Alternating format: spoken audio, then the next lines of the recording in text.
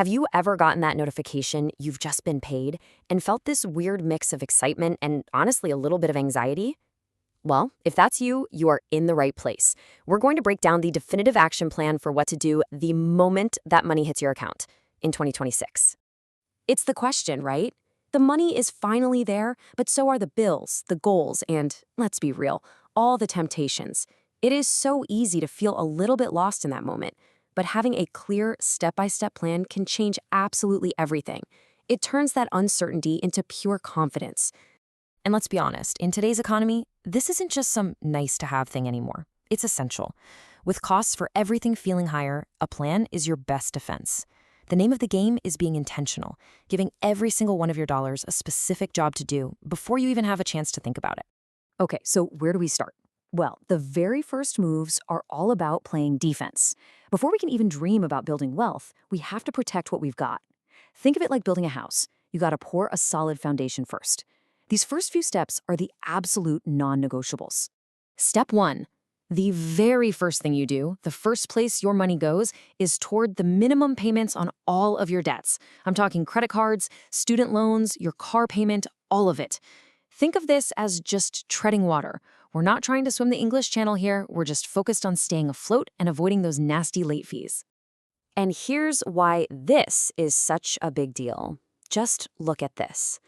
Your payment history and how much you owe make up a whopping 65% of your credit score. So just by making those minimum payments on time, every time, you're taking care of the biggest pieces of the puzzle right off the bat. And here is a little bonus tip for you, a secret weapon to make this whole process a million times easier. Automate everything. The psychology here is just so simple but so powerful. If you set up an automatic transfer the second your paycheck hits, you never even see that money. You can't spend money you don't see.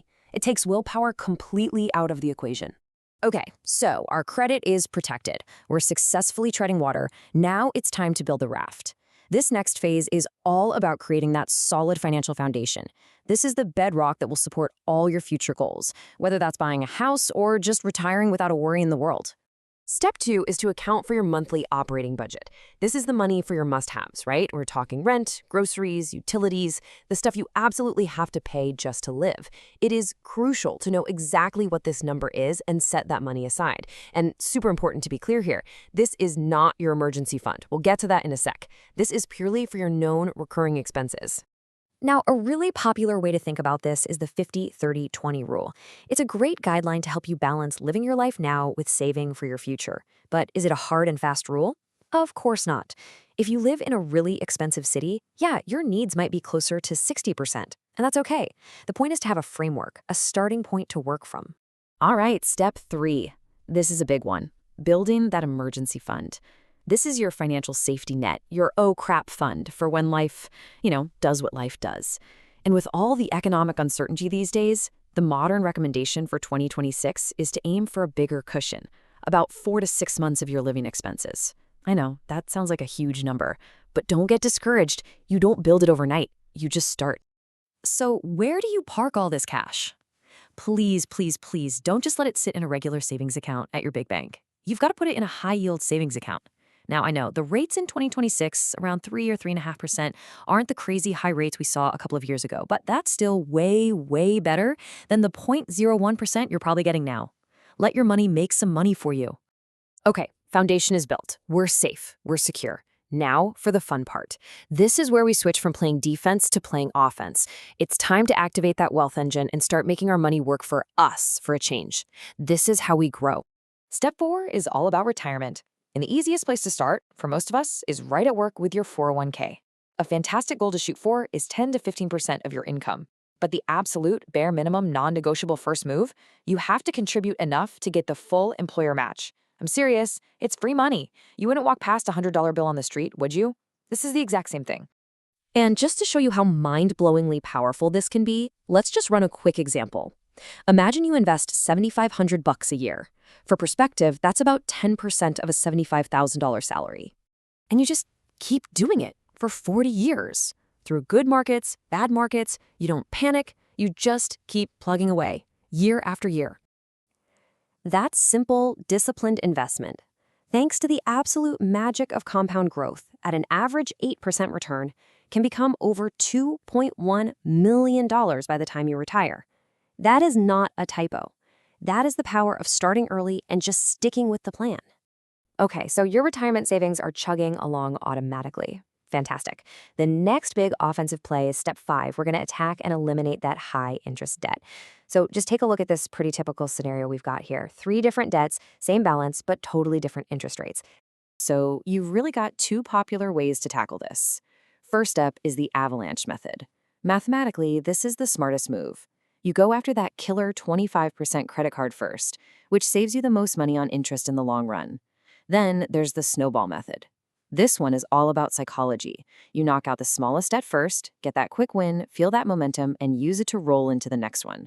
Honestly, the best plan is the one you'll actually stick with. So you've slayed the high-interest debt dragon. Congratulations! That's huge. So where does that extra money go now? Well, step 6 gives us a clear roadmap. Number 1, get that 401k match, always. Number 2, max out a Roth IRA.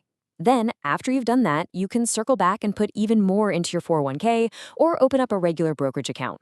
So what's the big deal with a Roth IRA? Why is it number 2 on the list? Well, it comes down to one word: taxes. Or, I guess, a lack of taxes. You put money in after tax, but then it grows and grows, and when you take it out in retirement, it is 100% tax-free. For 2026, you can put in $7,500 if you're under 50. It is just one of the most powerful wealth-building tools out there. All right, for all of you who have nailed down the fundamentals, you're doing all the steps. There's one last phase. This is the advanced stuff. This is where we go from just doing well to really, truly accelerating your journey toward financial freedom. Check out this number, 65%. That's the percentage of self-made millionaires who had at least 3 different streams of income. Think about that. In today's world, relying on just one paycheck is, well, it's kind of risky. We talk all the time about diversifying your investments, right? Well, diversifying your income is just as crucial. And that leads us perfectly into our final step, step 7, create more income streams. And listen, this doesn't mean you have to go get a second full-time job or burn yourself out. It could be freelancing a few hours a week, starting an Etsy shop, heck, even investing for dividend income counts. And the best part? All that extra cash gets poured right back into your other goals, like a supercharger for your wealth engine. Okay, so let's bring this all home to one simple action. Your next paycheck is on its way. So I have a question for you. Looking at this entire plan, from the very first step to the very last, which one thing are you going to automate first? Pick one, because that one little decision, that one automated transfer, that could be the thing that changes your entire financial future.